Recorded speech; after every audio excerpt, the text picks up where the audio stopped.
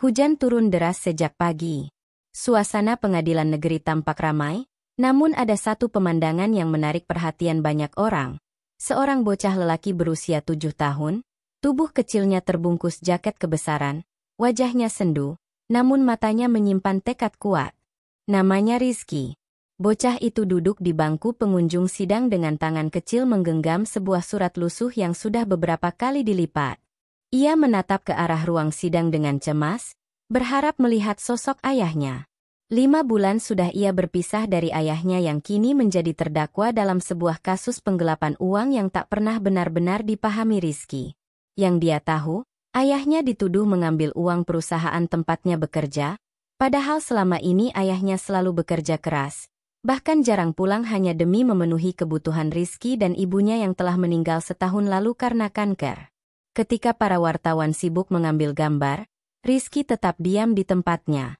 Sesekali, ia merapatkan jaket karena udara yang dingin menusuk tulangnya. Ia tidak mengeluh.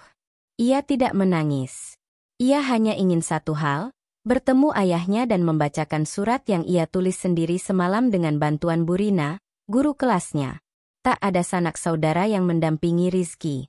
Sejak ibunya wafat, dan ayahnya ditahan, Rizky tinggal bersama tetangganya yang berhati baik, Pak Udin, tukang becak yang menganggap Rizky seperti anaknya sendiri.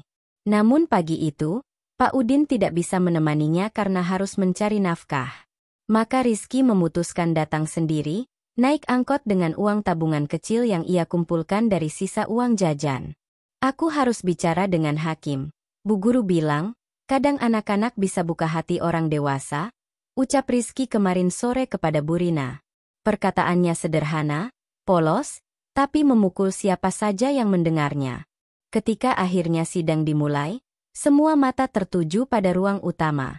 Para jaksa memasuki ruangan, disusul hakim yang tampak dingin dan serius. Beberapa detik kemudian, sosok yang ditunggu-tunggu oleh Rizky muncul dari balik pintu tahanan. Ayahnya, Pak Arman, di borgol, memakai baju tahanan berwarna oranye, wajahnya pucat, matanya lesu. Namun begitu melihat ke arah kursi pengunjung, ia tampak terkejut. Mata Pak Arman membelalak. Di sana, di antara orang-orang dewasa, berdiri Rizky, anaknya yang masih kecil, basah kuyup, memeluk surat di dadanya. Seketika hati Pak Arman mencelos. Rizky? Gumamnya pelan, nyaris tak terdengar. Hatinya bergetar. Ia tidak tahu harus merasa bahagia atau hancur. Ia tidak tahu bahwa anak sekecil itu nekat datang sendiri hanya demi menunjukkan cinta pada ayahnya. Hakim mulai membuka sidang. Jaksa membacakan dakwaan panjang yang terdengar rumit bagi telinga bocah kecil. Namun Rizky tetap mendengarkan, seolah mengerti semua yang dikatakan. Ia tahu, kata-kata itu bisa menentukan nasib ayahnya. Di tengah sidang, saat hakim mempersilakan saksi berikutnya bicara, Rizky perlahan bangkit dari kursinya dan berjalan maju. Semua orang menatapnya dengan bingung. "Nak, kau tidak boleh ke depan, ini sidang tertutup," ujar salah satu petugas. Namun Rizky berdiri tegak dan berkata, "Saya cuma mau kasih surat buat Pak Hakim. Saya anaknya Pak Arman. Tolong dibaca." "Ya." Hakim terdiam. Ruangan mendadak sunyi. Mata semua orang menatap bocah itu. Bahkan beberapa wartawan mulai menurunkan kameranya, terdiam menyaksikan keberanian seorang anak kecil. Dengan ragu, hakim menerima surat itu. Tangan tuanya gemetar saat membuka lipatan kertas yang sudah usang dan basah. Ia mulai membaca. "Pak Hakim yang baik, saya Rizky. Umur saya 7 tahun. Ayah saya ditangkap katanya karena mencuri uang, tapi ayah saya selalu bilang jangan ambil barang orang lain. Ayah saya kerja keras supaya saya bisa makan dan sekolah. Kalau ayah saya salah, hukum saja. Tapi kalau ayah saya benar, tolong jangan masukkan dia ke penjara. Saya rindu ayah saya. Saya mau peluk dia. Saya mau cerita kalau saya ranking 1. Ayah pasti bangga. Saya janji akan jadi anak baik. Ayah juga pasti akan jadi orang baik lagi. Tolong ya Pak Hakim, saya cuma punya ayah." Di akhir kalimat itu, suara hakim parau. Matanya basah. Ruangan hening. Beberapa orang mulai terisak. Bahkan jaksa pun terdiam, kehilangan kata-kata. Pak Arman menangis, air mata mengalir deras. Tangannya yang diborgol menggenggam dadanya. Rasanya sesak. Rizky tidak menangis. Ia hanya menatap ke arah ayahnya dan berkata, "Aku datang, ya, seperti janji kita dulu." Hari itu, tidak ada yang menyangka bahwa sebuah surat kecil dari seorang anak mampu membungkam ruangan sidang yang keras dan penuh aturan. Hari itu, semua orang mulai bertanya dalam hati, benarkah pria itu bersalah? Atau ada sesuatu yang belum terungkap? Hari itu, kasus Pak Arman berubah arah. Dan semua itu karena satu sosok kecil yang datang sendiri, membawa harapan dan cinta yang begitu besar. Rizky, bocah 7 tahun yang membuat semua orang menangis. Rizky duduk terpaku di bangku kayu yang dingin, tubuhnya mulai menggigil bukan hanya karena udara yang lembab oleh hujan tapi karena rasa takut yang kian menyelimuti hatinya. Semenjak ibunya meninggal dunia 2 tahun lalu, dunia Rizky berubah drastis. Ayahnya menjadi satu-satunya tumpuan hidup. Tapi kini, lelaki yang biasa mengantar dan menjemputnya sekolah, duduk sebagai terdakwa dengan tuduhan yang tak sepenuhnya ia pahami. Rizky hanya tahu, ayahnya dituduh mencuri uang bosnya, dan sejak hari itu tak pernah lagi pulang. Rizky tinggal bersama bibi jauhnya yang tak pernah benar-benar peduli. Dia sering diperlakukan seperti beban, dimarahi karena alasan sepele, bahkan terkadang tak diberi makan bila bibi sedang emosi.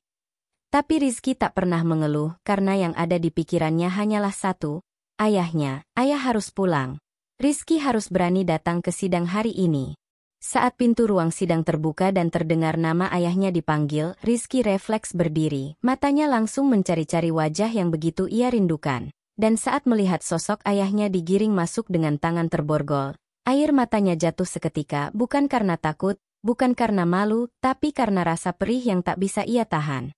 "Ayah," bisiknya pelan, dan lelaki itu menoleh, seketika wajahnya terkejut melihat anak kecilnya ada di ruang itu. Mata ayahnya merah, ia berusaha tersenyum tapi senyum itu goyah karena tak kuat menahan air mata. Hakim mulai membuka persidangan, di hadapan mereka berkas-berkas dibacakan, saksi dipanggil, dan tuduhan terus dilontarkan kepada ayah Rizky. Menurut jaksa, ayah Rizky telah mengambil uang sebesar 30 juta rupiah dari tempat ia bekerja di sebuah bengkel mobil. Tetapi ayahnya membantah dan bersikukuh bahwa ia dijebak oleh rekan kerjanya yang iri karena ayahnya baru saja mendapatkan promosi. Meski pembela dari pengacara sukarela berusaha menjelaskan, tetapi semua bukti tampak menjerat dan menyudutkan ayah Rizky. Di tengah persidangan, ketika hakim hendak menutup jalannya sidang dan menjadwalkan putusan minggu depan, Rizky tiba-tiba berdiri dan melangkah ke depan. Dia tak mempedulikan panggilan panitera maupun larangan dari petugas keamanan. Dengan tubuh kecilnya yang gemetar dan mata sembab, Rizky berdiri di tengah ruangan dan berkata, "Pak Hakim, bolehkah saya bicara?" Semua mata menoleh padanya. Hakim yang awalnya hendak marah, seketika terdiam melihat sosok bocah kecil yang penuh keberanian itu. Bahkan mikrofon disodorkan padanya. Saya cuma mau bilang, ayah saya bukan pencuri." Suaranya serak namun tegas. "Ayah saya orang baik, ayah kerja keras buat saya. Beliau selalu bilang kita harus jujur dan gak ambil yang bukan milik kita. Saya tahu ayah gak mungkin ambil uang itu. Pak Hakim, saya minta tolong jangan penjarain ayah saya sendirian di rumah, saya kangen ayah. Saya pengen ayah pulang." Air matanya menetes makin deras, suara kecil itu pecah di ruang sidang, yang kini hening oleh rasa haru. Salah satu jurnalis yang hadir di ruang sidang mulai mengambil gambar. Momen itu terlalu menyentuh untuk dilewatkan. Seorang bocah yang seharusnya bermain dan belajar, tapi kini harus berdiri di hadapan hakim demi memperjuangkan kebebasan ayahnya.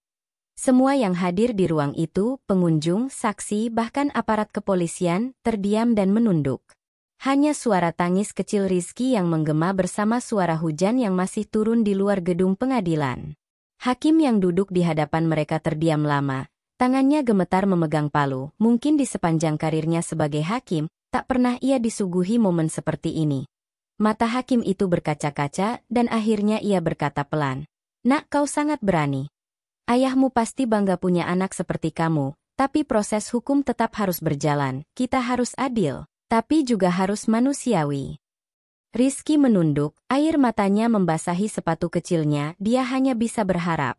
Setelah Rizky dibawa kembali ke bangku pengunjung oleh salah satu petugas, ayahnya hanya bisa menatap anak itu dengan penuh rasa bersalah dan haru.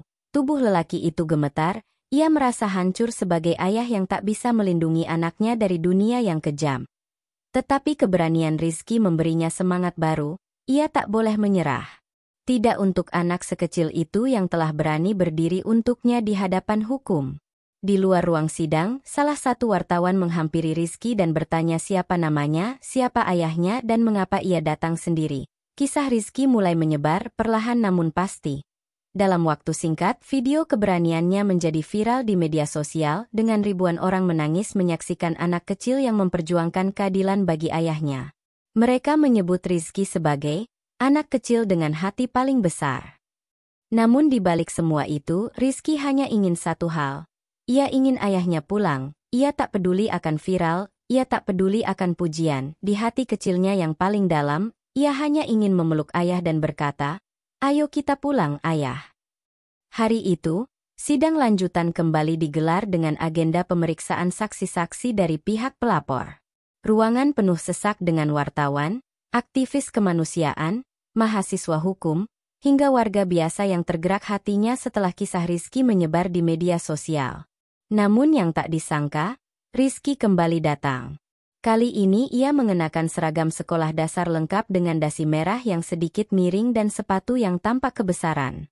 Ia duduk tenang di bangku depan, diapit oleh dua orang relawan dari LSM yang sejak awal mulai memberi perhatian pada kasus ayahnya. Namun bukan hanya kehadirannya yang membuat ruangan mendadak hening, melainkan saat hakim ketua secara mengejutkan memanggil Rizky untuk bersaksi, setiap kepala menoleh. Semua mata menatap hakim dengan bingung. Seorang anak kecil? Di ruang sidang? Bahkan jaksa terlihat terkejut, namun hakim tetap tenang dan berkata, anak ini mengajukan surat tertulis untuk didengar sebagai saksi. Di bawah pengawasan, kita beri dia kesempatan. Karena siapapun bisa menjadi saksi kebenaran. Rizky maju perlahan. Langkah kecilnya bergema di lantai marmer. Ia berhenti di depan mimbar saksi, lalu mengangkat tangan kecilnya untuk bersumpah, disaksikan seluruh ruangan. Bibirnya sempat bergetar, namun ia menarik napas panjang dan mulai bicara dengan suara lirih, namun penuh keteguhan. Ayah saya tidak mencuri. Saya tahu karena malam itu saya ikut ayah. Kami hanya ambil barang-barang milik kami sendiri. Ayah cuma ambil mesin bor yang dia beli dari hasil kerja lembur bertahun-tahun. Tapi setelah dikeluarkan dari kerja, semua barangnya dikunci di gudang. Ayah bilang itu tidak adil. Kami tidak punya uang lagi. Ibu sudah meninggal. Kami cuma punya satu sama lain.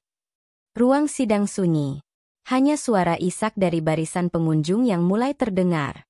Rizky menunduk sejenak, lalu mengeluarkan sebuah buku gambar dari tasnya dan mengangkatnya tinggi.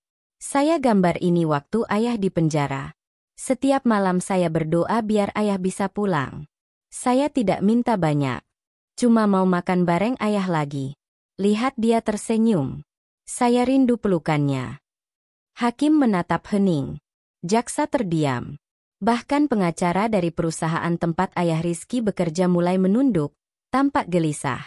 Salah satu saksi yang dihadirkan, seorang mandor lama di pabrik tersebut, tiba-tiba berdiri. Yang anak ini katakan benar. Pak Herman, ayahnya Rizky, memang pernah beli mesin bor itu. Saya yang antar ke rumah waktu itu. Waktu dia diberhentikan, memang semua barangnya ditahan. Saya minta maaf. Pengakuan itu membuat gempar. Jaksa berdiri dan meminta waktu untuk klarifikasi lebih lanjut. Pengacara perusahaan tampak panik dan meminta penundaan sidang. Namun publik sudah bicara. Tangis Rizky dan keberaniannya telah membuka jalan bagi simpati yang luas dan gerakan untuk mencari keadilan sejati. Usai sidang, Rizky turun dari mimbar dengan mata sembab. Seorang wartawan mendekatinya dan bertanya, "Kenapa kamu berani bicara seperti itu?" Rizky menjawab lirih, "Karena kalau saya diam, ayah akan tetap disangka jahat. Saya tahu ayah baik. Saya percaya sama ayah." Sore itu, nama Rizky menjadi trending topik. Banyak yang menyebutnya sebagai anak kecil penyelamat kebenaran. Tapi lebih dari itu, Rizky telah menyentuh sesuatu yang jauh lebih besar, nurani manusia. Hari-hari setelah sidang itu berubah drastis. Video Rizky bersaksi di pengadilan viral di berbagai platform. Potongan saat ia mengangkat gambar buatannya sambil berkata, "Saya rindu pelukan ayah," menjadi simbol perlawanan kecil atas ketidakadilan besar. Wartawan terus berdatangan ke rumah kontrakan mungil mereka. Banyak yang membawa hadiah, sembako, dan tak sedikit pula yang menawarkan bantuan hukum, bahkan beasiswa pendidikan. Namun semua itu tak mengubah kenyataan paling pahit. Ayahnya, Pak Herman, masih berada di balik jeruji besi. Meskipun simpati publik meluap, proses hukum berjalan lambat. Jaksa belum mencabut tuntutan, dan pihak perusahaan tetap bertahan dengan narasi bahwa barang yang diambil adalah milik mereka. Rizky, yang dulu hanya anak kecil biasa, kini jadi simbol harapan. Tapi di balik senyumnya saat diwawancara, ada luka yang tak bisa sembuh begitu saja. Setiap malam, ia tetap memeluk bantal usang milik ayahnya. Setiap pagi, ia masih menatap mangkuk kosong di meja makan seolah menunggu seseorang duduk di depannya. Pada suatu sore yang mendung, relawan dari LSM mengajak Rizky mengunjungi ayahnya di rumah tahanan. Dengan membawa bekal sederhana, nasi goreng dan tahu isi kesukaan Pak Herman, Rizky menanti di ruang kunjungan. Tangannya berkeringat, dan bibirnya terus bergetar membaca doa. Pintu besi terbuka, dan di seberang kaca, berdirilah sosok yang begitu dirindukannya. Pak Herman tampak lebih kurus, namun matanya masih penuh kehangatan. Begitu melihat Rizky, ia langsung menangis. "Maafkan ayah, nak," katanya nyaris tak terdengar. Tapi Rizky menggeleng cepat dan menekan tangan ayahnya di balik kaca. "Jangan minta maaf, yah. Aku bangga sama ayah. Semua orang sekarang tahu ayah tidak salah. Aku sudah bilang ke semua orang. Ayah bukan pencuri. Ayah adalah pahlawan aku." Tangis itu pecah. Penjaga di samping pun terdiam, tak kuasa membendung air mata. Pertemuan itu hanya berlangsung 20 menit. Tapi bagi Rizky dan ayahnya, itu adalah 20 menit terpenting dalam hidup mereka. Mereka tak hanya berbagi cerita, tapi juga berbagi luka, harapan, dan kekuatan yang tak bisa dilenyapkan oleh dinding beton atau jeruji besi. Sesampainya di rumah, Rizky mengambil kertas dan mulai menulis surat. Ia ingin mengirim surat itu ke Presiden. "Bapak Presiden yang baik, nama saya Rizky. Ayah saya dipenjara karena dituduh mencuri, padahal cuma ambil barang milik sendiri. Saya masih kecil, tapi saya percaya orang baik tidak seharusnya dihukum. Tolong bantu ayah saya pulang. Saya janji akan jadi anak baik, belajar rajin, dan berdoa untuk semua orang yang adil." Surat itu difoto dan diunggah ke media sosial oleh relawan. Dalam hitungan jam, surat itu menyebar cepat dan dibaca jutaan orang. Bahkan sejumlah tokoh publik, termasuk artis dan mantan pejabat, ikut membagikannya dengan pesan, "Rizky mengajarkan kita arti keberanian dan cinta sejati." Hari demi hari berlalu, namun belum ada kepastian hukum. Di sekolah, Rizky mulai sering menyendiri. Ia menolak tawaran pindah ke sekolah mahal. "Aku mau tetap di sini. Ayah pasti akan jemput aku di sekolah ini nanti. Kalau aku pindah, nanti ayah bingung nyari aku," katanya polos. Setiap hari Jumat, ia selalu menaruh sebotol air minum dan makanan kecil di bangku depan rumah, seperti menyiapkan jamuan sederhana untuk seseorang yang dicintai. Kadang ia menatap ke jalan raya sambil berkata pelan, "Yah, Rizky di sini ya." Jangan lupa jalan pulang. Tapi jauh di dalam hatinya, Rizky tahu bahwa perjuangan belum selesai. Belum tentu sidang berikutnya berpihak padanya. Belum tentu hakim mengabaikan tekanan perusahaan besar. Namun satu hal yang Rizky pegang teguh, harapan tidak akan pernah dikalahkan oleh rasa takut. Karena baginya, cinta seorang anak pada ayahnya jauh lebih kuat dari apapun di dunia ini. Dan ia bersumpah, sekecil apapun dirinya, ia tidak akan pernah menyerah. Hari itu menjadi hari yang tidak akan pernah dilupakan siapapun yang hadir di ruang sidang.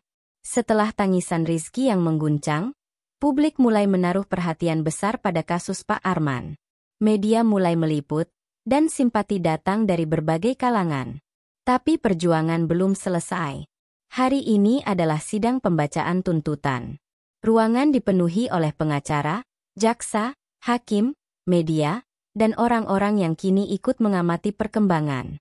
Rizky kembali hadir, kali ini mengenakan seragam sekolah lengkap. Ia duduk tenang di sisi ibunya, Butia, yang terlihat jauh lebih kuat dibanding sebelumnya. Tatapan Rizky tajam menatap ke arah depan. Saat ayahnya masuk diantar petugas, Rizky berdiri dan melambaikan tangan. Pak Arman membalas dengan senyum getir, matanya memerah. Ketika hakim membuka sidang, suasana hening.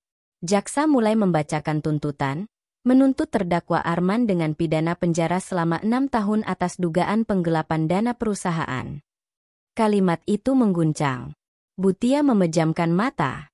Rizky menggenggam tangan ibunya. Namun, sebelum hakim melanjutkan, pengacara Arman berdiri dan meminta izin untuk menghadirkan satu bukti tambahan. Semua mata tertuju. Ternyata yang dihadirkan adalah seorang pria tua yang mengenakan batik sederhana. Ia adalah mantan akuntan perusahaan tempat Pak Arman bekerja. Dengan suara lirih, ia bersaksi bahwa Pak Arman bukan pelakunya, melainkan korban dari manipulasi data oleh atasan langsungnya. Pria tua itu menunjukkan bukti email, laporan asli, dan beberapa dokumen penting. Ruang sidang gempar. Bahkan jaksa terlihat kaget. Hakim menghentikan persidangan sementara untuk meninjau ulang bukti. Di luar gedung, wartawan sudah menunggu. Rizky ditanyai banyak pertanyaan. Tapi ia hanya menjawab satu hal, "Ayah saya orang baik. Saya yakin Allah akan bantu kami." Kalimat polos itu kembali menyayat hati semua orang. Hari berlalu, satu persatu saksi dipanggil ulang. Perlahan kebenaran mulai terlihat. Atasan Pak Arman mulai gelisah dan akhirnya dipanggil sebagai saksi. Di bawah sumpah, ia tak kuasa menahan tekanan dan akhirnya mengakui bahwa memang dialah pelakunya, dan menggunakan nama Pak Arman untuk melindungi dirinya. Ruangan sidang meledak dalam tangis haru. Butia meneteskan air mata tanpa suara. Rizky mendekap ibunya. Pak Arman menangis saat mendengar hakim memutuskan untuk membebaskannya dari segala dakwaan dan memerintahkan penyelidikan baru terhadap pelaku sebenarnya. Hakim juga memberikan teguran keras kepada perusahaan tempat Pak Arman bekerja karena kelalaian yang membuat seorang kepala keluarga hampir kehilangan segalanya. Saat keluar dari ruang sidang, Pak Arman berlutut dan memeluk Rizky. "Kamu pahlawan ayah," katanya sambil menangis. Rizky hanya mengangguk, memeluk ayahnya erat-erat. Tangisan mereka menggema, tapi kali ini bukan karena kesedihan, melainkan rasa syukur yang begitu dalam. Di luar, orang-orang bertepuk tangan. Banyak yang menangis.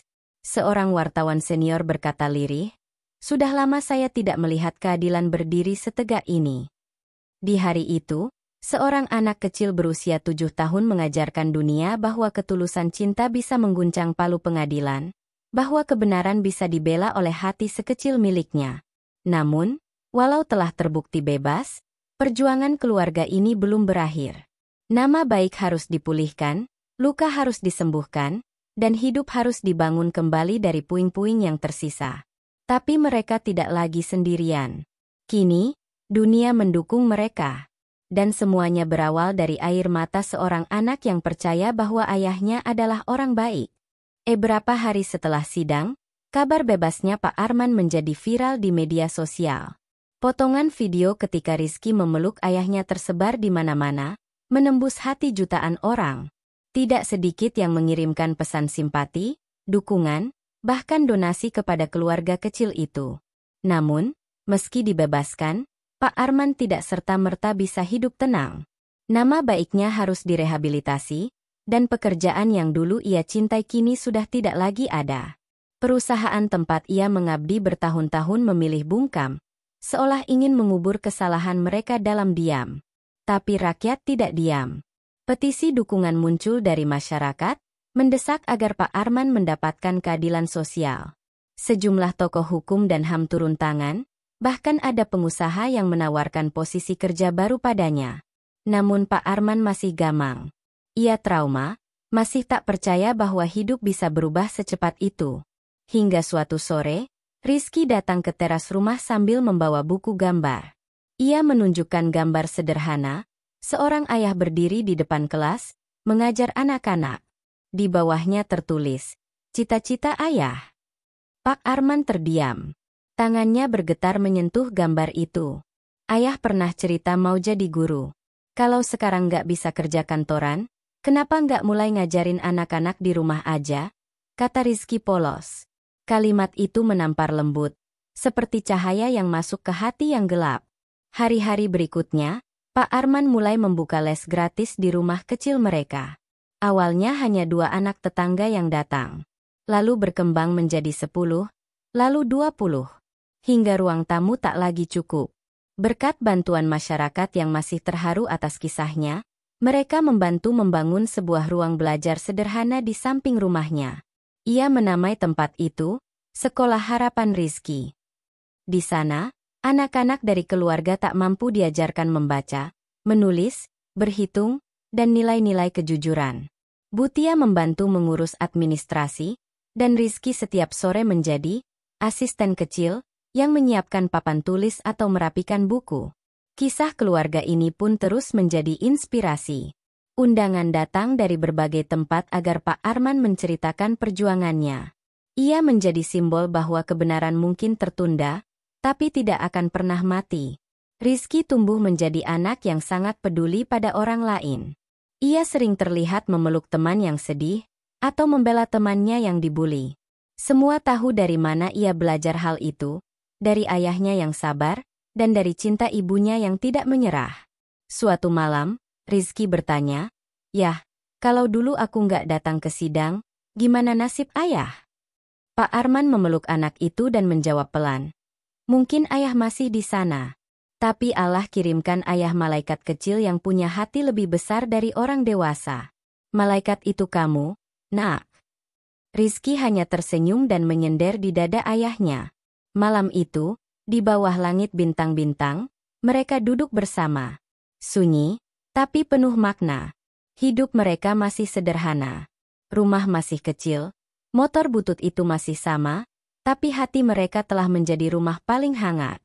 Dan masyarakat yang dulu acuh, kini sering mengunjungi mereka, membawa makanan, buku bekas, atau sekadar duduk mendengarkan Pak Arman bercerita. Di salah satu sudut rumah, tergantung figura kecil bertuliskan, "Kejujuran mungkin membuatmu menderita sementara, tapi kebohongan menghancurkanmu selamanya." Kata-kata itu adalah pelajaran dari kisah mereka. Suatu pagi, saat Rizky berangkat sekolah, ia menoleh ke arah ayahnya dan berkata, "Yah, nanti kalau aku besar, aku pengen jadi hakim. Tapi hakim yang bisa dengerin suara anak-anak kecil juga." Pak Arman tertegun. Ia tersenyum bangga, lalu membisikkan, "Kalau itu terjadi, ayah yakin dunia ini akan jadi tempat yang lebih adil." Dan mereka melangkah maju, menapaki hidup yang baru, dengan bekal luka, cinta, dan keyakinan bahwa setiap penderitaan punya ujung, setiap kebaikan pasti menang, dan setiap air mata anak kecil tidak pernah sia-sia.